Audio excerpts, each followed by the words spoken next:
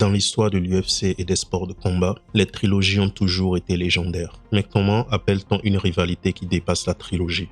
Quand un quatrième combat devient inévitable. Quand un champion tombe 3 fois face à son rival, on pourrait croire que l'histoire est terminée, mais parfois le destin offre une 4e chance. C'est l'histoire de la rivalité entre Israel Adesanya et Alex Pereira. Une rivalité qui ne se limite pas à un octogone, mais qui s'étend à travers plusieurs disciplines. Quand deux combattants se rencontrent pour la première fois, ils sont adversaires. Quand ils se rencontrent une deuxième fois, il s'agit d'une revanche. La 3e rencontre devient une trilogie. Une trilogie est censée être le dernier chapitre qui doit régler tous les doutes. Cela devrait normalement marquer la fin d'une rivalité, mais parfois il y a un 4e acte. Un 4e combat n'a lieu que si 3 conditions sont remplies. Premièrement, les combattants partagent une longue histoire commune dans le sportif et hors du sportif. Deuxièmement, chaque seconde des combats précédents doit avoir été compétitive, équilibrée, incertaine jusqu'au dernier coup. Troisièmement, les 2 combattants doivent rester au sommet de leur discipline, peu importe les victoires ou les défaites. C'est exactement ce qui s'est passé avec Adesanya et Pereira. Leur rivalité remonte à loin. Tout commence le 2 avril 2016. Israel Adesanya, sur une série de 11 victoires en kickboxing, a affronté pour la première fois Alex Pereira au Glory of Heroes 1 à Shenzhen, en Chine. Pereira a remporté le combat par décision unanime. Le combat était très serré et certains pensent même que Israel Adesanya aurait gagné ce combat. Ils se retrouveront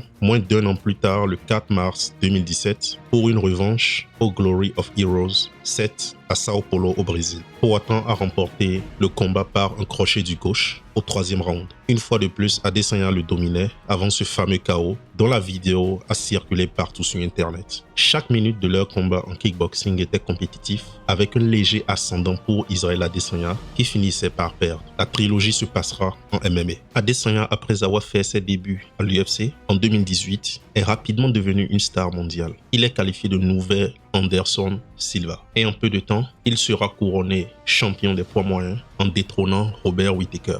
Mais même avec ce règne impressionnant, une vidéo circule, celle où Adesanya se fait mettre KO dans un combat de kickboxing. L'homme responsable de cela, Alex Pereira. Ils se sont affrontés 2 fois en kickboxing et Pereira a remporté les 2 combats. Le premier, de manière controversée, a laissé un goût amer à Adesanya. Le second, avec un KO dévastateur, a mis fin à la carrière de kickboxer d'Adesanya. Adesanya est ensuite devenu star mondial en MMA, mais l'homme de Pereira planait toujours au-dessus de lui. Pereira prenait un malin plaisir à rappeler à Adesanya qu'il l'a battu en kickboxing. Adesanya commentera même ce comportement d'Alex Pereira dans une interview. Ceci sera une erreur.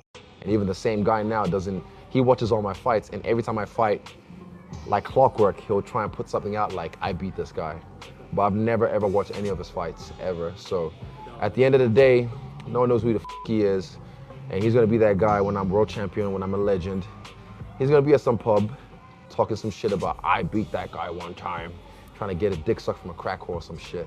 3 septembre 2021, l'UFC signera Alex Pereira dans la division dont Adesanya est le champion. Des années plus tard, après leur combat compétitif en kickboxing, Pereira et Adesanya se retrouvaient de nouveau dans la même organisation. Et bien sûr, l'UFC ne pouvait ignorer l'opportunité de faire croiser à nouveau leurs chemins. Après avoir donné à Alex Pereira des combattants qui, soyons sincères, lui convenaient d'un point de vue du style, ils ont réussi à donner un chemin express à Pereira vers la ceinture. Le 12 novembre 2022 à l'UFC 281, Israel Adesanya, le champion des poids moyens, se retrouvera une 3e fois contre son antagoniste Alex Pereira. Adesanya, malgré son statut de champion dominant, semblait nerveux. Honnêtement, qui ne le serait pas? Le souvenir de cette défaite passée contre Pereira le hantait sûrement. Le combat était serré. À la fin du premier round, Israel Adesanya fera sérieusement tituber Pereira. Quelques secondes de plus et Adesanya aurait fini son antagoniste dans cette histoire. L'histoire de leur combat se répétera malheureusement pour Adesanya. Cette histoire est simple à résumer. Adesanya domine le combat, mais Pereira gagne toujours au final. 5e et dernier round. Le cauchemar se répète. Pereira a encore une fois mis Adesanya KO, remportant ainsi le titre des poids moyens. Après 3 victoires contre lui, Adesanya aurait pu s'arrêter là.